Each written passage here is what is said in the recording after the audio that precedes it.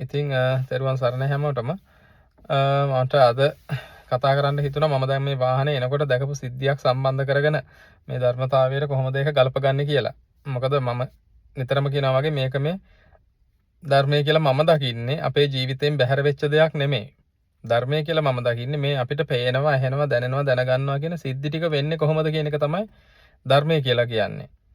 ඉතින් ඕක තේරුම් ගන්න එක තමයි ධර්මතාවය අපි දකිනවා කියලා කියන්නේ. එතකොට අපේ ජීවිතේ වෙනයි ධර්මය වෙනයි නොවෙන්නේ අන්න ඒ හින්දා. ඉතින් මොකද අපි ජීවත් වෙනවා කියලා කරන්නේ රූප බලනවා නේ, ශබ්ද අහනවා, ගන්ධ රස ස්පර්ශ විඳිනවා, හඳුනනවා, කල්පනා කරනවා, දැනගන්නවා කියන ටිකනේ. ආයතන 6න් අරමුණු 6යි විඥාන 6කුයි තමයි මේ අපේ ජීවිතය කියලා තියෙන්නේ. ඉතින් ওই ටික තමයි මේ දැන් සිද්ධ වෙන්නේ. දැන් මේ පේන්නේ, ඇහෙන්නේ, දැනෙන්නේ, දැනගන්නේ මේ ටික හින්දා. ඉතින් මේ සිද්ධිය පවත්වන්න බෑ. කෙනෙකුට ඕන විදිහට පවත්වනවා කියලා එකක් කෙරෙන්නේ නැහැ. එහෙම කෙනෙක් පෙන්වන්න විදිහක් නැහැ මෙතන. මොකද හේතු ගැටෙද්දි පෙනීමක් ඇති වෙනවා, හේතු නිරුද්ධ වෙද්දී පෙනීම නිරුද්ධ වෙනවා. ඉතින් ඇසීම, දැනීම, දැනගැනීමත් එහෙමමයි. එහෙනම් මේ පේනම, ඇහෙනවා, දැනෙනවා, දැනගන්නවා කියලා කියන්නේ අපේ මේ වර්තමාන මේ මොහොතේ සිද්ධ වෙන දේ. ඉතින් ඕක අපි කොහොමද වෙන්නේ කියලා තේරුම් ගන්න එක තමයි මේ කරන්නේ. අපි එහෙම බලනකොට අපිට තේරුම් ගන්න පුළුවන් වෙන දේ තමයි මේ කිසි දෙයක් අතීතයෙන් ආපු ගතිය නැහැ. අතීතයේ දෙයක් හම්බෙන ගතිය නැහැ.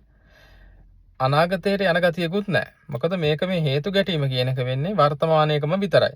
දැන් එතකොට මම අර කිව්වා වගේ මම දැකපු සිද්ධියත් එක්ක සම්බන්ධ කරලා මම කතා කරලා පෙන්නන්න. ඉතින් මම දැක්කේ මම පාරේ එනකොට මම දැක්ක පොඩි කළු පාට චූටි හාපැටියෙක් පාරයිනේ ඉන්නවා. ඉතින් එතකොට ඒ දැකලා මම තව ටිකක් ඉස්සරහට යද්දි දකින්නවා තවත් ඒ වගේම හාපැටව දෙන්නෙක් පාරයිනේ ඉන්නවා. ඉතින් පුංචි හාපැටව තුන්දෙනෙක් තමයි දැක්කේ අවස්ථා දෙකකදී. එතකොට මම ඉතින් එතනදී කල්පනා කරේ දැන් මේ පළවෙනි පාර දැකීම දැන් අපි සාමාන්‍ය හිතන්නේ මේ ධර්මයේ කියන එක අහලවත් නැති කාලේ කොහොමද වෙන්නේ? මම දකින්නවා හාවෙක් පොඩි හාපැටියෙක් පාරේ ඉන්නවා මම දකින්නවා. ඒ දැකපු මමම දෙවෙනි පාරත් තවත් හාපැටව දෙන්නෙක්ව දකින්නවා. නේ? එතකොට සාමාන්‍යයෙන් අපිට හිතෙන විදිහ තමයි එහෙනම් මම පළවෙනි පාර හාපැටියෙක්ව දැක්කා. ඊට පස්සේ තව ටික දුරක් යද්දි මම තව හාපැටව දෙන්නෙක්ව දැක්කා.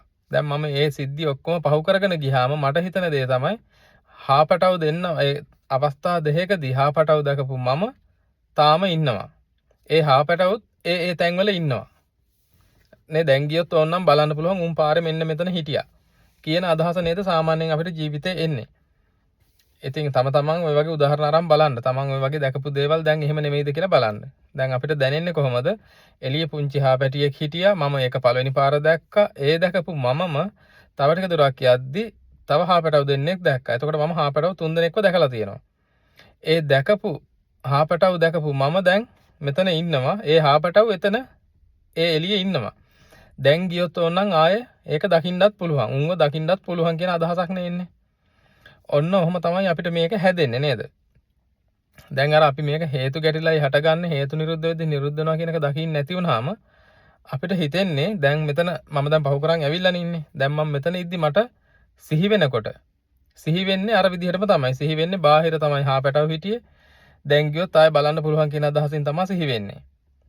එතකොට දැන් මේ දැන් මේ දකින්නවා කියන අවස්ථාවේදී උනේ මොකද්ද? ඒ හාපැටව පළවෙනි හාපැටියව දකින්නවා කියන අවස්ථාවේදී උනේ ඇහැ රූපේ චක්කු විඤ්ඤාණයේ යෙදිලා හාපැටියෙක් කියන අදහස මන් තුල ඉපදුනානේ. හාපැටියෙක් ඉන්නවා කියන අදහස ඉපදෙනවා ඇහැ රූපේ චක්කු විඤ්ඤාණයේ හින්දා. දැන් ඒ කියන්නේ දැන් ඔතන බලන්න දැන් ඇහැ රූපේ චක්කු විඤ්ඤාණය කියන තුන යෙදුන් නැත්තම් මට හාපැටියෙක් පාරයිනේ හිටියා කියන අදහසක් නැහැ. හාපැටියෙක් පාරයිනේ හිටියේ නැහැ කියන අදහසක් නැහැනේ. එහෙනම් මගේ ලෝකේ එහෙම එකක් ඇති බවින්නුයි නැති බවින්නුයි දෙකෙන්ම තොරයි. දැන් මට මේ සිහි වෙනවා නම් සිහි වෙන්නේ මොකද? අර ඇහැ රූප චක්කු විඤ්ඤාණය යෙදිලා හාපැටියෙක් කියන අදහස එතන හැදිච්ච හින්දා අන්න දැන් මනසට එනවා සිතුවිල්ලක් විදිහට අන්න සිහි වෙනවා දැන් ඒ දැකපු හාපැටියව තමයි දැන් මේ සිහි වෙන්නේ කියලා. ඒකයි මම කියන්නේ මේක අර පළවෙනි පාර අපි වරද්ද ගන්නකොට ඒ දකින්න අවස්ථාවේ වරද්ද ගත්තාම දෙවෙනියට සිහි වෙනකොට සිහි වෙන්නේත් ඒ වැරදි විදිහටමයි.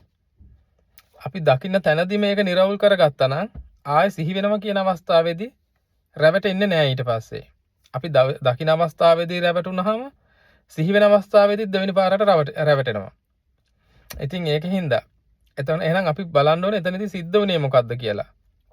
එතනදී සිද්ධ වුණේ ඇහැ රූපේ චක්කු විඤ්ඤාණය යෙදිලා හාපැටියෙක් කියන ඉන්නවා කියන අදහස ඉපදුනා. කළු පාට හාපැටියෙක් කියන අදහස ඉපදුනා. දැන් ඔය ඒක උපදින්න මේ හේතු වැය වුණානේ. ඇහැ රූපේ චක්කු විඤ්ඤාණය වැය වෙලා තමයි එතන ඒ සිද්ධිය මට නිර්මාණය වුණේ. දැන් මේ මනස දැන් මේ වර්තමානයේ මෙතන දැන් සිහි වෙන්නේ මේ වර්තමාන මනසටයි මේක සිහි වෙන්නේ දැන්. ඒ සිහි වෙන්නේ කොහොමද? ඇහැ රූප චක්කු විඤ්ඤාණයෙන් හැදුණු එක දැන් මනසට එනවා. ඒ වටපිටාවත් එක්කම අතන හාපැටියෙක් හිටියා කියලා. මේ මෙතන උපදින වර්තමාන මනස මේනේ. දැන් මේ සිද්ධිය දැකපු නැති කවුරු හරි කෙනෙක් කියලා අපි කියමුකෝ. ඒ කියන්නේ දැක්කේ නැහැ කියලා කියන්නේ මොකද? අන්න එයාට ඇහැ රූප චක්කු විඤ්ඤාණය යෙදුන්නේ නැහැ. එයාට එහෙම එකක් නිර්මාණය වෙන්නේ නැහැ. දැන් එයාත් මං ඉන්න තැනට මෙතෙන්ටම එනවා කියලා හිතමු.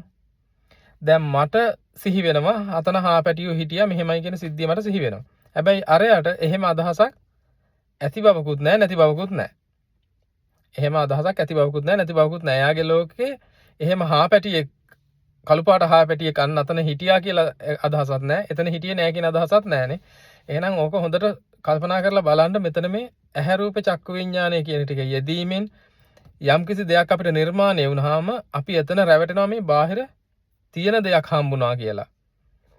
ඒ කියන්නේ ඒක අපිට තේරෙන්නේ මම නැතත් එතන හාපැටිය ඉන්නවා කියන අදහසක් තමයි දැන් තේරෙන්නේ. මම මෙහෙ හිටියත් හාව ඔහෙ ඉන්නවා වගේ අදහසක් එනවනේ. ඔන්න ඔය අදහස එන්නේ මොකද? අන්න අතනදී ඇහැ රූප චක්කු විඤ්ඤාණය කියන ටිකෙන් හැදුණු එකට බාහිර තියෙන දෙයක් කියලා බැඳීමේ වරද හින්දා තමයි දැන් මේ වර්තමාන මනසට ආයෙත් රැවටෙන්නේ.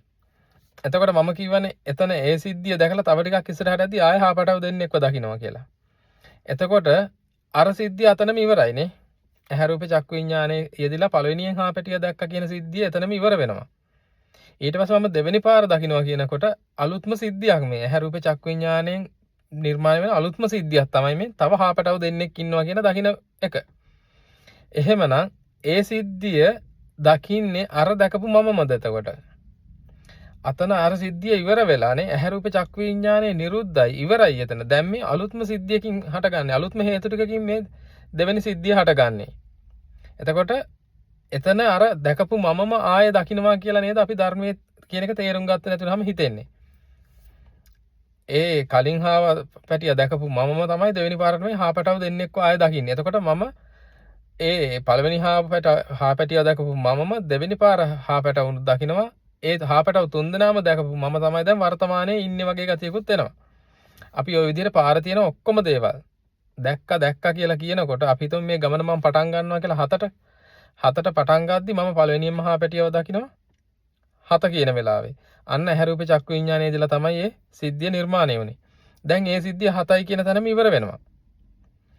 ඒක එතනම ඉවර වෙනවා. හැබැයි ඔක දකින්න ඕන දෙයක්. ඉතින් දැන් කීවර කාටවත් ඔක පේන්නේ නැහැ. ඒක කියන්නේ මේකට අර බලන්න විදිහක් තියෙනවා. මේක බලනකොට ඒ සිද්ධිය වුණාට පස්සේ තමයි ඔය ඕකේ ඉවර වෙනවා කියන සිද්ධිය වෙන්නේ. එතකම් මේක ඉවර වෙන්නේ නැහැ තමයි.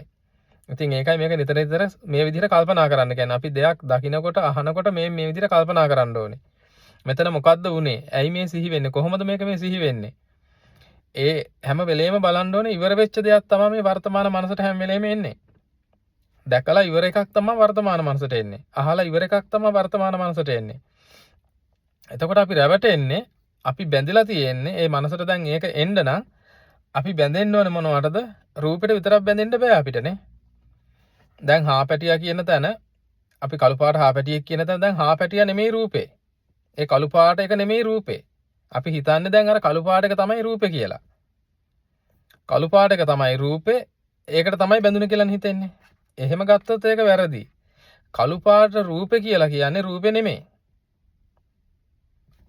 හරිද? කළු පාට රූපේ කියලා අපි හිතන දැන් සමහරලාට ගොඩක් කට්ටිය ධර්මයේ ගැන කතා කරද්දි කියන එක තමයි දැන් එහෙම කළු පාට හැඩයක් කළු පාට රූපයක් තියෙනවා. ඒකට තමයි අපි මේ හිතින් එක දේවල් පනවගෙන තියෙන්නේ කියලා.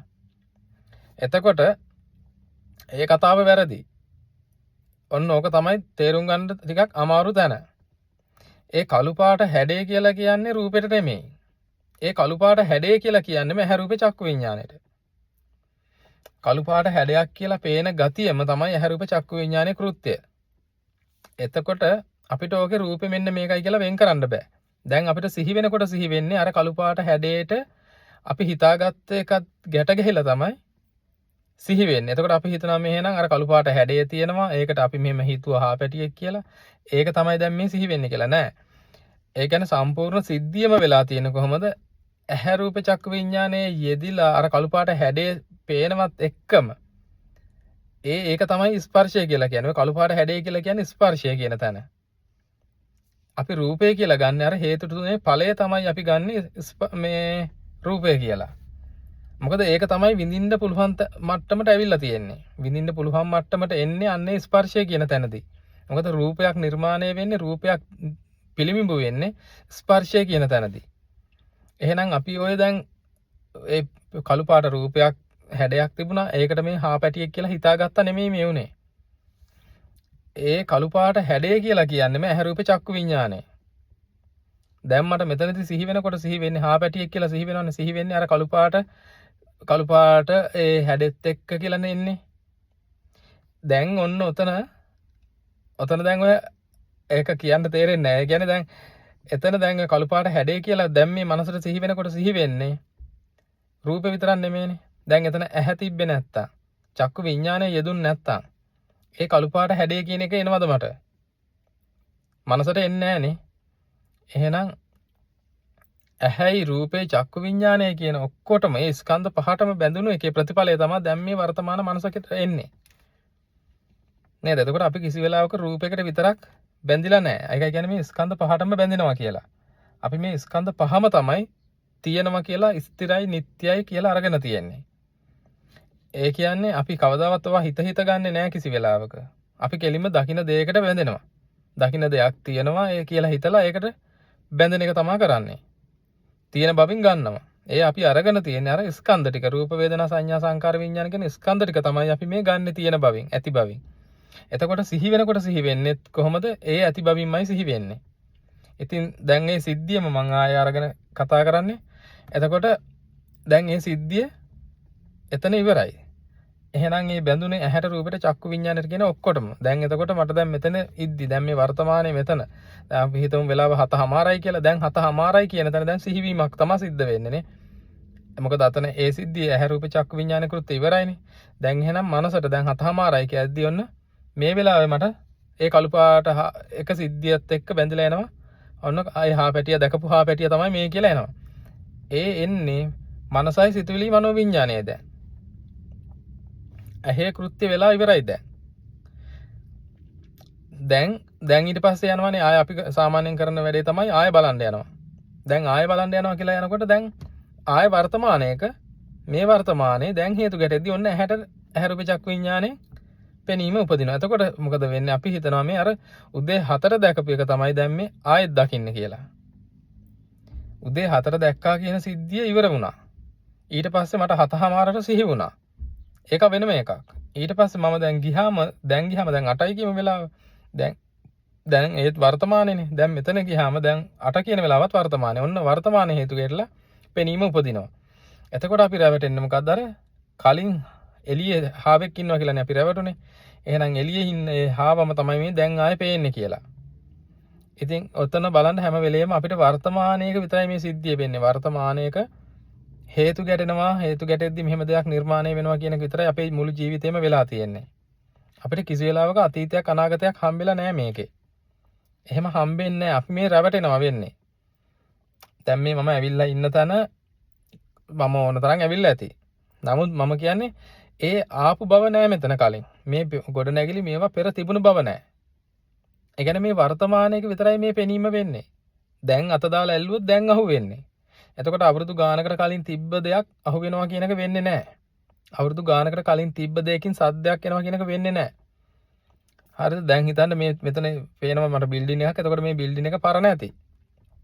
කාලෙකට කලින් හදන්න ඇති. නමුත් දැන් හිතන්න මෙතන මොකක් හරි වෙලා මේක කඩාගෙන වැටෙනවා. මේ කඩම් වැටෙන සද්ද ඇහෙන්නේ දැන්නේ. එහෙනම් මේ කන සද්ද සෝත විඤ්ඤාණය උපදින්නේ දැන්. එතකොට මේ කඩම් වැටෙන බව පේන ඇහැ රූපේ චක්කු විඤ්ඤාණය දැන්. නේ? ඊට පස්සේ මේ වෙලාවෙ එතනින් ගඳ සුවඳක් එනවා නම් ඒක එන්නේ දැන්.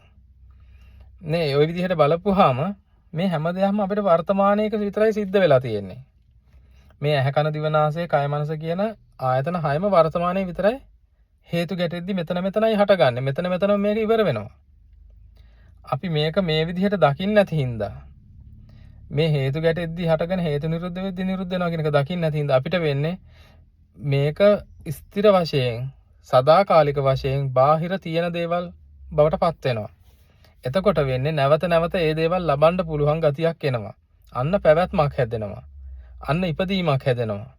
අන්න ජරාවටපත් වෙන්න මරණයටපත් වෙන්න කෙනෙක් සත්වෙක් පුද්ගලෙක් ඉන්න බව හැදෙන්න ගන්නවා. ඉතින් මම ඒක කතා කරන්න හිතුවේ අර උදාහරණෙත් අරගෙන අර හාවන්ගේ උදාහරණෙත් අරගෙන. මං කිව්වේ එතකොට අර අවස්ථා දෙකකදී දැක්කා කියලා. එතකොට එහෙනම් පළවෙනි අවස්ථාව කියන එක එතනදීම ඉවරයි. ඊට පස්සේ දෙවෙනි පාර දකින්නවා කියන එක ඒකත් එතනදීම ඉවරයි. දැන් මේ මෙතනදී වෙන්නේ දැන් මේ අවස්ථාව වෙන්නේ මට මේ සිහි වෙනවා කියන එක. මේ සිහිවීම කරගන්න බෑ ඇහැ රූප චක්කු විඤ්ඤාණය එතන යෙදුනේ නැත්තම්. අපි හිතමු එතන දැන් ඔය හාව කියන එක සමහරු කියනවා ඒක අපි අතීතයේ මේව කරගත් එකක් හින්දා තමයි ඒ පනවාගත් හාව කියන එක අපේ අදහසක් නැත්තම් අපි දාගත් එකක්. එතකොට අර නමුත් කළු පාට හැඩයක් තිබ්බා කියලා කියනවනේ. කළු පාට හැඩයට තමයි අපි මේ හාව කියන එක දාගත්තේ කියලා. අපි හිතමු ඒ හින්දා තමයි දැන් සිහි වෙන්නේ කියලා කියනවා. නමුත් අපි හිතන්න ඒ හාව කියන එක අපි දන්නේ නැහැ. දැන් ඒ හාව කියන අදහස දන්නේ නැහැ කියලා හිතන්න. එතකොට එහෙනම් නමුත් මට නැවත මෙතන සිහි කරගන්න පුළුවන් නේද කළු පාට හැඩයක් හරි දැක්කා කියලා. දැන් මෙතනදී මේ මනසට එන්න පුළුවන් මම මොනවා හරි කළු පාට දෙයක් දැක්කා කියලා. අන්නේ කළු පාට දෙයක් දැක්කා කියන එකද ඇහැ රූප චක්කු විඤ්ඤාණයේ කෘත්‍ය තමයි ඒ. ඒකද ස්කන්ධ පහේ කෘත්‍ය තමයි. අතන අපි හාවෙක් කියලා පනව ගැනීමත් එක්ක ස්කන්ධ පහ යෙදුනා වගේ කළු පාට යමක් දැක්කා කියන එකද ස්කන්ධ පහේ කෘත්‍ය තමයි ඒ. ඇහැ රූප චක්කු විඤ්ඤාණයෙන් තමයි ඒ කළු පාට හැඩයද නිර්මාණය කරලා දුන්නේ. එහෙමනම් දැන් සිහි වෙනකොට සිහි වෙන්නේ අපිට රූපය විතරක් අරමුණු වෙන්නේ නැහැ. රූපය විතරක් අපේ ලෝකෙට ආවේ නැහැ. ඇහැ රූප චක්කු විඤ්ඤාණය කියන සිද්ධියටම බැඳීමෙන් තමයි මේ වර්තමාන මනසට එන්නේ. අන්න ඒකයි කියන්නේ අපි ආයතනයටයි අරමුණටයි විඤ්ඤාණයටයි ඒ විඤ්ඤාණයේ උපදින අදහස් ටිකයි ඔක්කොටම එකපාර බැඳෙන්නේ මේ. ස්කන්ධ පහටම තමයි අපි මේ බැඳෙන්නේ. එතකොට ඒ බැඳීම හින්දා තමයි අපිට දැන් ඉවරයක් වෙන බව පේන්නේ නැත්තේ. අරක දැකපු මමම මේකත් දකිනවා. මේක දැකපු මමම දැන් ඒ ඔක්කොම ගැන සිහි කරනවා. ඉතින් ඕන් ඔය විදිහට හැම වෙලේම අපිට මේ ආයතනයි අරමුණේ විඤ්ඤාණය කියන ටික ඉවරයක් වෙන බව පේන්නේ නැහැ. ඕක මම ඔය පොඩි උදාහරණයක් අරගෙන කිව්වේ. ඒක අර නිකන් අර හාවෙක් පොඩි හාපැටියෙක්ව දකින්නවා කියන එක ටිකක් කෙනෙකුට අර නිතරම නොවන ගතියක් තියෙන හින්දා නැත්තම් අපිට මේ හැම මොහොතකම මේ පේන හැම දෙයක්ම ඒ ස්වභාවයෙන්ම තමයි හම්බෙන්නේ. ඒ කියන්නේ මේ කිසිම අරමුණක් පෙර තිබුණු බවින් හම්බෙන්නේ නැහැ. ඒ කියන්නේ ඇහත් අලුත් රූපෙත් අලුත් චක්කු විඤ්ඤාණයත් අලුත් හැම වෙලේම අලුත්. කනත් අලුත් සද්දෙත් අලුත් සෝත විඤ්ඤාණයත් අලුත්. හැම වෙලේම මේවා අලුත්. මොකද පෙර තිබුණු බවින් එන්නේ අපි මේක අනිත්‍ය වෙන බව ඉවර වෙන බව දකින්න නැති හින්දායි. එතකොට කෙනෙක් මෙහෙම මේක නිතර කල්පනා කරනවා නම් ওই විදිහට දකින අහන දේවල් අපි දකින අවස්ථාවේදී වුණේ මොකද්ද කියලා සිහි වෙන අවස්ථාවේදීවත් අපි තේරුම් ගන්න ඕනේ.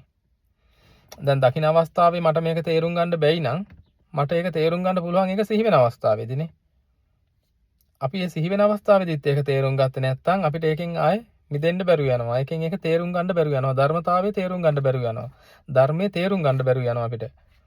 ඉතින් ඒකින්ද මම අර හාවගේ උදාහරණයෙන් කියන්න උත්සාහ කරෙත් ඒකයි. අපි ගොඩක් වෙලාවට දැන් කළු පාට හැඩේ තමයි රූපේ කියලා හිතනවා අපි. කළු පාට හැඩය කියලා කියන්නේ රූපේ නෙමෙයි. ඔන්න ඕක තමයි තේරුම් ගන්න අමාරු තැන. කළු පාට හැඩය කියලා කියන්නේ රූපේ නෙමෙයි. කළු පාට හැඩය කියලා කියන්නේම ඇහැ රූප චක්කු විඤ්ඤාණය. අපිට කවදාවත් රූපේ දකින්න හම්බෙන්නේ නැහැ රූපේ විදිහට. රූපේ ස්වභාවයෙන් හම්බෙන්නේ නැහැ කවදාවත්. මොකද අපිට හැම වෙලෙම මේක හම්බෙන්නේ ස්පර්ශය කියන තැනදී තමයි අපි කතා කරන රූපේ අපිට විද්‍යමාන වෙන්නේ. ඒ කියන්නේ කළු පාට හැඩය කියන එක. අපි හිතමු ඒකට වචන නැහැ. කළු පාට හැඩය කියන වචනේත් නැහැ කියලා. අපිට යම්කිසි පෙනීමක් වෙනවනේ. ඒ පෙනීම කියලා කියන්නේ ඇහැ රූප චක්කු විඤ්ඤාණයෙන් තමයි දැන්.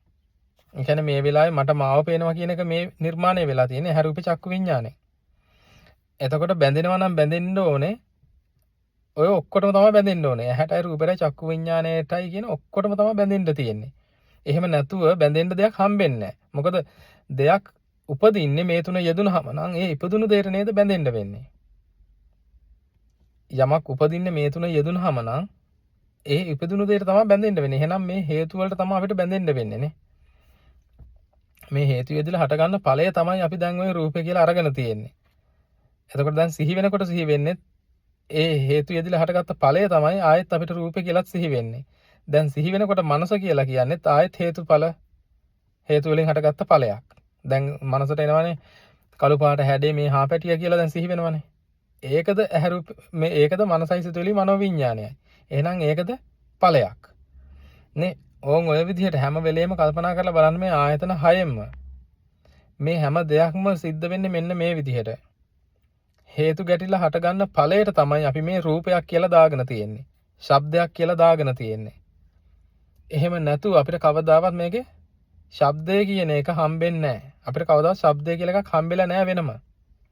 අපි මේ හේතු ගැටිලා හටගන්න ඵලයට තමයි ශබ්දය කියන්නේ. ශබ්දය කියන එක ඒකයි කියන්නේ ශබ්දය තියෙනව නෙමෙයි කියලා. ශබ්දේ නැත් නෙමෙයි ශබ්දය කියන එක උපදිනවා කියලා කියන්නේ ඒ හින්දා. ඒ කියන්නේ අපි දැන් මේ මොකක් හරි සද්දයක් ඇහෙනවා කියනකොට අපි කියනවා මේ ඒ ඇහුනේ සද්දේ ඒ සද්දෙට තමයි අපි මෙහෙම හිතන්නේ කියලා. නෑ ඇහුනේ සද්ද නෙමෙයි. ඇහුනේ කන සද්ද සෝත විඥානය කියන ඵලයට තමයි ඇහුණා කියලා කියන්නේ අපි.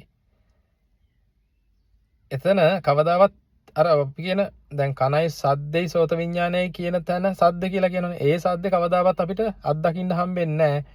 අපිට හැම වෙලෙම අත්දකින්න පුළුවන් වෙන්නේ කන සද්ද සෝත විඥානයේ යෙදීමෙන් උපදින ඵලය. ඒ කියන්නේ ඇසීම කියන එක තමයි අපිට විඳින්න හම්බෙන්නේ. විඳින්න හඳුනන්න කල්පනා කරන්න හම්බෙන්නේ. එතකොට අන්නේ ඒ සිද්ධිය තමයි අපි සද්දයක් කියලා අරගෙන තියෙන්නේ.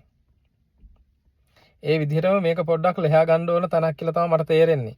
ඒ කියන්නේ මේක නිතර ඒ විදිහට කල්පනා කරන්න. ඒ කියන්නේ මොන හරි දෙයක් අපි දැක්කහම දැන් දැකලා ඉවරයිනේ. දැන් මේ මොහොත වෙද්දි අපි හැමෝම එකම මොහොතක ඉන්නේ අපි හැමෝම. ඒ කියන්නේ මේ දැන් තමයි අපි හැමෝටම පේන්නේ, ඇහෙන්නේ, දැනෙන්නේ, දැනගන්නේ මේ වෙලාවේ. එහෙනම් අපි හැමෝම ඉන්නේ එකම මොහොතක මේ ඉන්නේ. එතකොට එහෙනම් මේ වෙලාවේ වෙන්න පුළුවන් දේ තමයි අතීතයේ අනාගතයේ සිහි වෙන එක විතරයි වෙන්න පුළුවන්. එහෙනම් මේ සිහි වෙන මනස දිහා බලන්න. ඒ මනසට එන අරමුණු අපි හිතමු රූපයක් නම් සිහි වුණේ. ওই රූපේ විතරක් නෙමෙයි දැන් ඔය සිහි වෙන්නේ. ඒ රූපේ කියලා දැන් සිහි වෙන්නේ ඇහැ රූප චක්කු විඤ්ඤාණය කියන ඔක්කොටම බැඳීමේ ප්‍රතිඵලය තමයි දැන් ඔය සිහි වෙන්නේ. ඒ සිහි වෙන එකට තමයි අපි දැන් ආයේ මේ රූපයක් සිහි වුණා කෙනෙක් සිහි වුණා කියලා ආයෙ රැවටෙන්නේ. ඉතින් ඒකින්ද මේක මම කියන්න උත්සාහ කරපු දේ මම දන්නේ නැහැ කොයි විදිහට තේරුම් ගියාද කියලා. ඉතින් මම පුළුවන් තරම් ඒ වගේ උදාහරණයක් අරන් කියන්න හිතුවේ මේක අර අපි එදිනදා ජීවිතෙන් මේ විදිහට මේක තේරුම් ගන්න ඕන දෙයක් මිසක් වෙන අමුතු දේවල් කල්පනා කරලා අමුතු දෙයක් හිතින්ම වවා ගන්න නෙමෙයි මේ.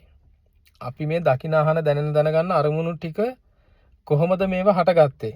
කොහොමද මොකද්ද මෙතන සිද්ධ වුනේ කියන ඇත්ත බලන එකයි අපි මේ කරන්නේ. එහෙම නැතුව තවත් මනසින් එකක් හදාගෙන කරනව නෙමෙයි.